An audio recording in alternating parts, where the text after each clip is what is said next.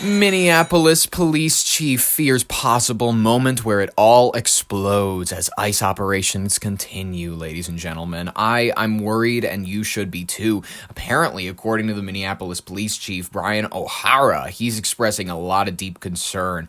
In this recent 60 Minutes interview, I love 60 Minutes. As I've said before, it's an institution I think is really important. I think it's an important thing for a lot of kids. They need to be bored. A lot of childhood is you need to be bored because you need to be sat in rooms where television is the most entertaining thing. You need to be sat in your grandma's living room where she has nothing but glass birds and cigarettes and computer games that are like, you think she's using real money, so you can't really play it, so you just leave it, and then you're like, whatever, all right, I can't use the DVD player because she's already got something on the TV, all right, whatever, and then it turns out to be a CBS or whatever, and it turns out to be the right channel, and you watch 60 Minutes, and 60 Minutes had a recent thing that's going to make a lot of kids, they're going to wake up, they're going to realize that the shit's getting wild, because normally their view of police is the police officer comes in the classroom and they go, hey, I'm Brian's dad. I'm going to tell you some shit that you don't know. And then they tell you like,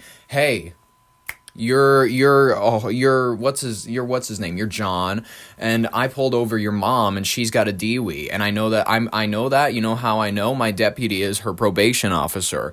Whatever, they whatever. You have these people that just like, oh, in the community, especially when it's tight knit, it's like, oh yeah, I arrested your dad for public urinating. You know what I mean? All those sorts of fun things, and then you can like make it really individualized for the kids. You can make them great lessons. Sometimes, if you're really lucky, they'll just pull your dad or your mom right into the classroom, and they'll be like, we picked this guy up on the way in. He was doing 30 in the school zone where you're supposed to go 5. So let's just be real, guys. He was clearly on his way somewhere untoward, let's be honest.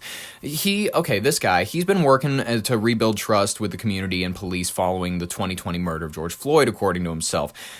He's warning that he's thinking the current situation and those high tension things we're experiencing are really reminiscent of the days of 2020. Frustrations are building rapidly. O'Hara specifically fears another breaking point could lead to widespread unrest and violence, what he calls a moment where it all explodes. I mean, okay, let's take a look at his own words himself, ladies and gentlemen. By now, you have no doubt seen many of the scenes from Minneapolis. Yes, indeed. Immigration agents demanding proof of citizenship, even from some American citizens, protesters swarming as agents make arrests, the fatal shooting of Renee Good by an ICE officer. This past week, we went to Minneapolis and spoke with 2 men at the center of the crisis. Really? Chief of Police and the head of ICE's deportation operation, both veteran law enforcement officers with 2 very different views of what is unfolding. Tonight, there are 3,000 ICE and Border Patrol agents in the Minneapolis area. That's nearly 5 times the number of police on the city's force, making it the largest ever deployment of federal immigration officers to an American city. 1 week after an ICE officer shot Renee Good, this was the scene on the streets of Minneapolis. Federal immigration agents facing off against angry protesters. So we're at battle zone, guys. Don't forget the Gettysburg Address. Forget any of it. We're to the point where people are throwing, there's gas in the streets, there's clouds, and then you're like, holy shit, where's that coming from? That's really that looks like a firework detonated down the street. Well, actually, it's a protest being subversed, you know what I mean? We need to go ahead and we need to amputate this wing of public display, because right now, it's apparently doing no good to the point where they're blocking off streets, and they gotta get the rubber bullets out. And apparently they blinded some kid, they blinded some poor kid, he was like a 21-year-old, not really a kid, let's be honest. When you're under 18, then you're a kid. But once people go like 19, I'm still a kid, you're not a kid anymore. Knock it off. Anyways, I shot this poor guy. He was like 21. Admittedly, I don't know what he was up to. He plans to continue doing protesting stuff. I don't know what he did leading up to the occasion. There's no video footage, and all we have are the 2 accounts. And I quite frankly, I'm going to be honest with you, I haven't seen enough to make my own personal judgment on it. I just feel bad for him. That's all I can do is extend the sympathy. But maybe not. Maybe protesting continuing. I'd say like wait till the eye patch heals up. You know what I mean? Wait till the eye heals up because if you lost one, they're willing to take the other. I'm just going to be honest with you. And then what are you going to do? Read Braille? I don't think so. It is exactly what Minneapolis Police Chief Brian O'Hara feared. He's been tasked with rebuilding trust between the community and police in the wake of George Floyd's murder nearly 6 years ago. We're in this 2020 moment. All these tensions have been building. And I'm afraid we're going to have another moment where it all explodes. I'm afraid that you are maybe the most diverse person that they could grab to be the police chief after George Floyd. Because this guy, he's darker than the average Minnesotan. I'm not saying that the average Minnesotan is blonde hair, blue eye, whatever. But they're lighter. That's to be said. They don't get nearly as much sun as they all should, except for in the summer. You know what I mean? Where they all look like they're from Utah. Some of them, you know what I mean? The ones that get out, and then you see them take off their shirt, and they got the shirt imprint that's all pale, and that's me. Admittedly, that is me. I can't deny the charge. But this guy, he has darker skin. He's got kind of these hazel brown eyes. I'm not saying he looks diverse or whatever, but the bulbosity to the nose, the fuller lips. He's clearly I don't know. He's got a mix of something in him. Maybe he looks like, that range when someone is you could be Italian or Native American, you know what I mean? Or Ojibwe. You could be that kind of whatever, you know what I mean? It's I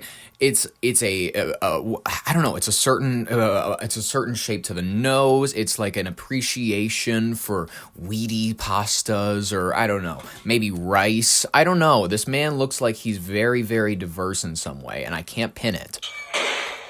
Late Wednesday night, we witnessed the anger ourselves. It's not a good place to be, bro. Get out of here! Leave! Leave! Go home! Leave! We are just hours after meeting with the police chief here in Minneapolis, where he told us that tensions were so high he was worried that violence would take place. Something else would happen in this community. You can hear flashbangs behind me. We are now just a few blocks away from where federal immigration agents have been involved in another shooting here in Minneapolis. ICE says one of its officers shot a Venezuelan man in the leg after he and two other migrants attacked the officer with a snow shovel and broom handle. Well, what are you going to ICE do? says the three men are in the country illegally. The Trump administration says the goal is to crack down on illegal immigration and weed out fraud. They call it Operation Metro Surge. Yes. Elected officials in Minneapolis call it an occupation. They are tough about it. They're going, what's it called? Operation Metro Surge, we've been covering it. They extended operations to Louisiana. Everybody remembers that, but nobody remembers that. What I'm saying is that's what they originally was. Metro Surge was going to cover Louisiana, New Orleans, and Minneapolis, Minnesota. Those were the two cities that they were going to send a lot of troops to. Obviously, Minneapolis is more interesting than New Orleans or something like that because our city blew up and yours didn't. Sorry, no one has cared about that city since Katrina. Sorry to say it. It's a beautiful one. I love the culture. I'd love to move there one day, but admittedly, sorry, it's just not popping off culturally right now. It just doesn't have it. I'm saying this out of love, guys. I'm saying that Louisiana, you got to clean up the act a little bit. You need to maybe... I'm not saying have a tragedy. Never mind. You did have a tragedy. Remember the New Orleans Bourbon Street? The ISIS guy drove through and killed a bunch of people, and then we all memory hold it like a month later or whatever. That's something that we kind of remembered. But what I'm saying is don't have a tragedy. Have something cool worth remembering. Don't win the Super Bowl or anything like that. You know what? I don't do anything interesting like that. I'm saying build something. Have a cool governor that everybody wants to be president. Have something. Pop off culturally. Tim Waltz. We've had Somali daycares. Minnesota's just popping off. I'm sorry. Administration officials are adamant that this action that they're undertaking in Minneapolis right now is making this city safer. Targeted, precise, pre-planned operations on violent offenders. Really? That is a good thing. Yes. But I'm concerned that people in the administration don't actually understand the reality of what's happening on the street. Chief O'Hara told us the city's 911 system is overwhelmed by complaints about immigration enforcement. What are you seeing? Seeing multiple calls of people who have been subjected to tear gas, pepper spray.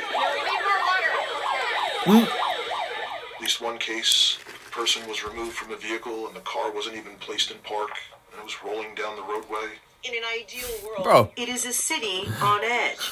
And as we walked with the chief, we heard it from a man in a passing car. How dare you let this happen here? You should be ashamed. You should be sick. Pig. What do you want someone like that who just yelled at you and said you let this happen to know? I love how they're walking through an area of downtown Minneapolis, and they're talking to the cop and whatnot. These are people trying to get like obviously a good shot of the woman and him being interviewed, but then they refuse to address the fact that downtown Minneapolis in certain regions, especially when you get away from all the tall buildings and just get to like except where all the tall buildings are apartment complexes and in a standard 8 housing or whatever.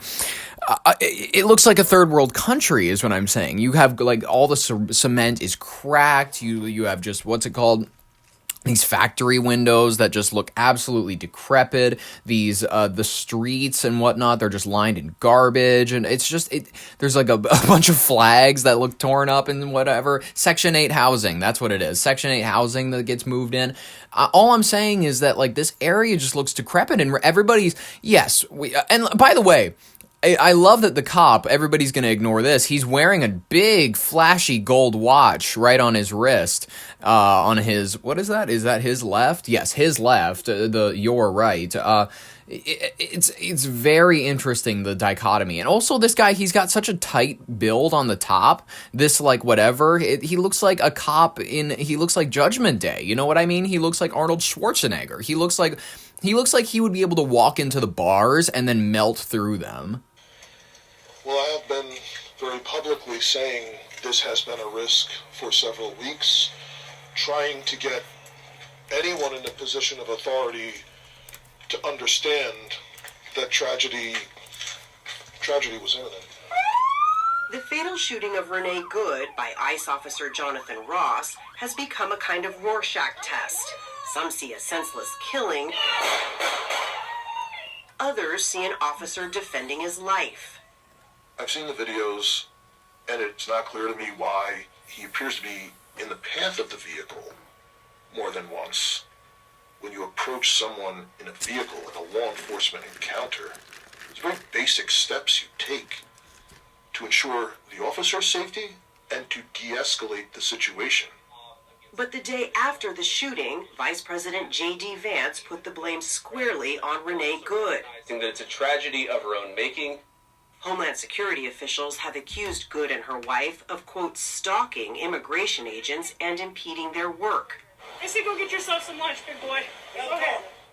Top federal prosecutors in Minnesota resigned in part, sources told CBS News, because they were told to investigate the actions of Renee Good and her wife rather than Officer Ross. Shame! State investigators. I don't know why everybody thinks the Game of Thrones strategy works. It never has and it never will. It hasn't stopped. Like they used to do that in medieval times.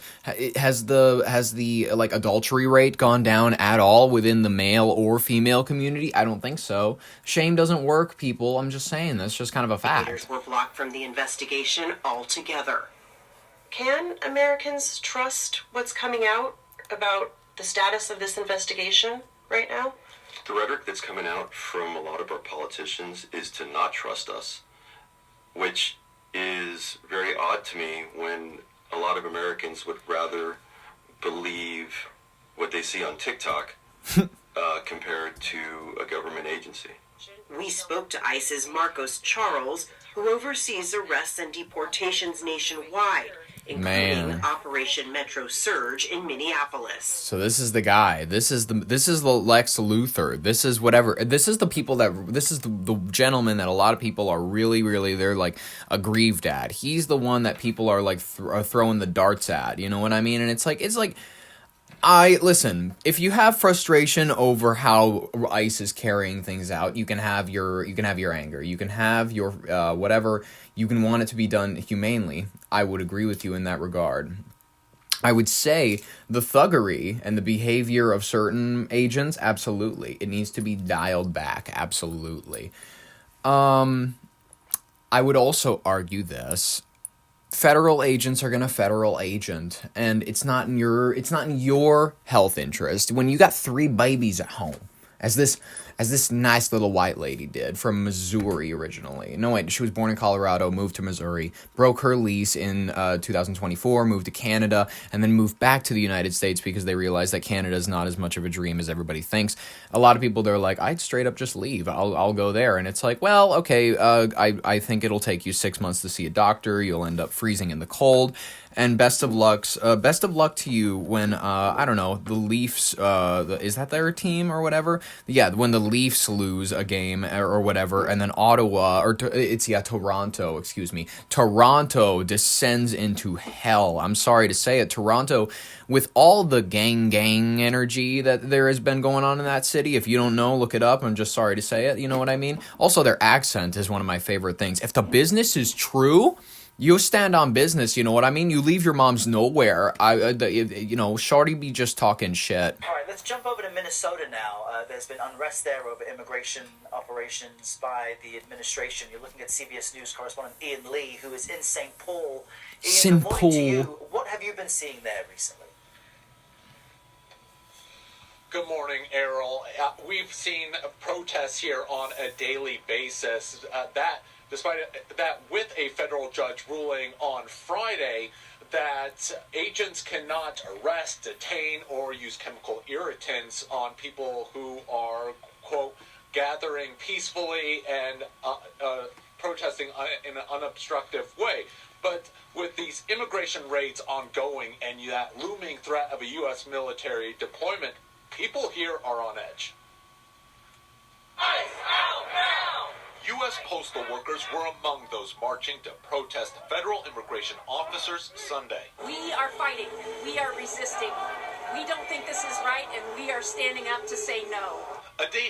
I also think that this is a really good thing for a lot of older Minnesotans, you know what I mean? They're entering the 40s, 50s, 60s, 70s, 80s, you know what I mean?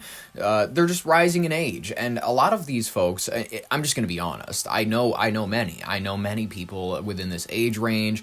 I've made friends with them, quite frankly, throughout my many jobs, and a lot of them, I'll be honest with you, a lot of their politics are formulated in let's call it Bagababan, in Bajingawa, Minnesota. You know what I mean? Really far out, buccaneer, middle of nowhere kind of places where the population is like, let's call it 100 to maybe 6,000 people. 6,000 people. You know what I mean? It's like. It's those small ones where the railroad was really the only thing keeping it alive, and then after those stopped being the major sources of porting things around, they just kind of, I don't know, they've just been abandoned, and all the things that are keeping them alive are maybe, you see Dollar Generals, that's like Ulen, Minnesota is huge for that. You know what I mean? These really crumb bum in the middle of nowhere towns where they flock to the bigger zones, like maybe what's it called? They go to Otter Tail County. What's the big seats in there? They go to Perham. They go to Brainerd. They go to, I'm trying to think of all the other cities. Fergus Falls. They go to like the slightly bigger cities, and they work at a factory there, and then they like meet a few people, and then that's most life experience and whatnot. And it's not spent in areas with more than, say, like 10,000 people.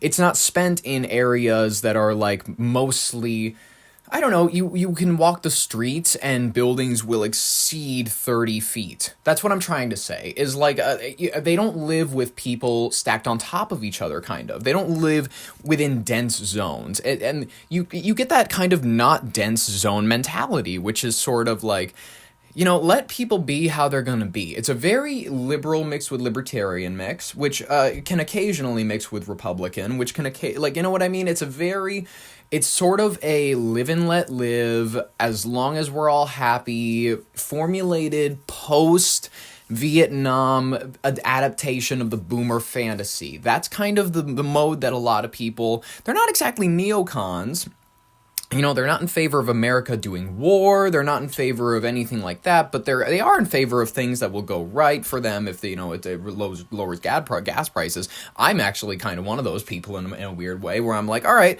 Venezuela, maybe it's not the best for the people there. It's obviously good that they're not living under a socialist regime or whatever, but it's good that our prices might be going down because of this. I've already seen it at Casey's. You know what I mean? The gas is getting cheaper.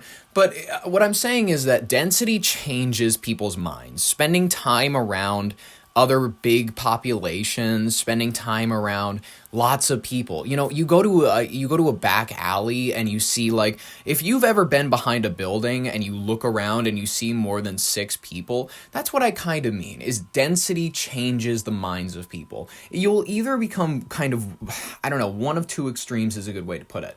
Your mindset, and I've seen this in a lot of city folk, and I'm just being honest with you, this is like a perspective I've developed over a decent amount of time living in both kind of situations. I grew up in relatively a rural area, moving to a city area, and now I like to get experiences of both in my kind of life. I love getting bits of both. And I'm just going to be honest with you. Density will change you into one of two extremes. You're going to either be very, very New York oriented, I'll put it that way, which is socialism will grab you to some extent. Your idea of sharing wealth, let me put it this way. Being a barista sucks. And making coffee every day for people who come in and maybe smile at you once a year, if ever, if they're nice, that's all I'm saying. You know what I mean? All I'm saying is that disparity is it's bigger in a city when you serve people that have so much more money than you. When you get that sort of orientation, it's like a Dickens novel. It's a slice of life. It's sort of like, I don't know how else to put it besides like you get to experience like, oh man, talking about money is so much easier because I just have so much less of it than anybody else around me. That's just how it is. That's how it is living in a city, I guess. But I don't know how to put it. I just want to tie this up by saying that I'm worried that a lot of politics are not formulated on a realistic level. They're not really formulated on a talking to people, watching with your own eyes, watching your city, keeping your eyes off of your phone screen, looking at the streets around you, looking at like the decay of certain aspects of urban living. You know what I mean? The unlivability of certain suburbs, the absolute crime-ridden aspects of certain people's lives. You know what I mean? Just the disparity of like, oh shit, there's people pushing around shopping carts when I'm trying to shop. This is not trying to shop. I'm just like, well, trying to, no, Jesus, they got me confused. I think I'm in a mall, but like I'm in a park, and I remember, oh shit, yeah, I came here to get some steps. I came here to get some steps on my Fitbit, but as it turns out, I got to walk around and I got to see a homeless person pushing around like a shopping cart that is their life. That shopping cart is that person's life. You know what I mean? If I took that, it's over. They're gonna freeze by March. I'm just gonna be honest with you. It's nerve-wracking for them. It's nerve-wracking for me. We got one more video, latest on the protests after 2 weeks of, unfortunately, after the shooting of Renee Nicole Goody Good. This morning, the Trump administration is pushing back against a court order limiting ICE interactions with protesters. Yes, DOJ they are. Appealing a ruling which temporarily bans agents from using pepper spray as retaliation against lawful demonstrators who are exercising the First Amendment. Will that stop them? No, it won't. This as tensions rise in Minneapolis, as anti-ICE protesters disrupted this Sunday's service, demonstrating against one of the pastors who is also the director of an ICE field office, though it's unclear if he was even there. The Oh my Justice Department God. is now investigating, as DHS says roughly 3,000. This is a very good excuse for like people who are the hateful atheists. You know what I mean? The people who like really, they're atheists, but they're like, they can't, when the people are saying prayers and shit, they like make a show of not doing it with them. They're like, or they giggle to themselves when people like talk about God. You know what I mean? The hateful atheists. This is an opportunity for a lot of them to grab their phone, charge into a church of people who are just looking to, you know, find a way to flush away their guilt every Sunday, and then they go ahead and they interrupt it, and they get rowdy, and then it's a fun thing to do on a Sunday for them, because they're like, I'm tired of living a secular life where Not every day is Sabbath for me, because I don't, why dedicate just Sunday to Sabbath? Why not just work and not every day? You know what I mean? To dedicate every day to myself in some regard. You know what I mean? That's kind of the vibe, the mood. But, I love this for them. It is in a way a religious experience. In a way, it's an anti-religious experience, but it's a religious experience for the anti-religious, if that makes sense. 1,000 undocumented immigrants have been arrested during its crackdown in Minneapolis. Agents storming this home, the family of the man living there says they terrorized his 5-year-old grandson and never asked for IDs before pulling him out in his underwear into the bitter cold, releasing him an hour later. DHS says the man, a U.S. citizen, lived with 2 sex offenders they are looking for, but his family disputes that, saying he only lives with relatives and they don't know either of the alleged suspects. This morning, allegations that some detained by ICE were denied access to legal counsel, including protester William Vermi, a U.S. citizen, seen here being arrested after filming ICE officers near his house. He says he was detained for more than 8 hours and not allowed to see an attorney. Entitled to counsel, it's a part of the Bill of Rights. Even if you are here illegally and you're a foreign national, you are also entitled to legal representation. Now, 4 different attorneys in total have told ABC News that they too were blocked access to their clients in DHS custody. DHS denies blocking anyone legal counsel, saying they respect due process rights. Rebecca? All right, Matt Rivers, thank you. I mean, as far as I'm concerned, guys, it's already out of control. It's already getting out of there. It's already getting beyond a point where a lot of us are comfortable. I don't think a lot of us want to go to the cities anytime soon. Would any of you want to go on a impromptu trip to Minneapolis with me anytime soon? I'd love to, actually. I love being there for history, if you don't know. I was down there during, was it June or July? I think it was June. Yes, it was June. Perfectly. Yes, I remember. Because I'm going to be honest with you. I was very high for most of that vacation. I had a Muha bar, if anybody is familiar with them. Muha Meds. They are delicious. I had a Blue Dream, and it was, was it a Blue Dream or was it a Pineapple Express? I can't remember what it was.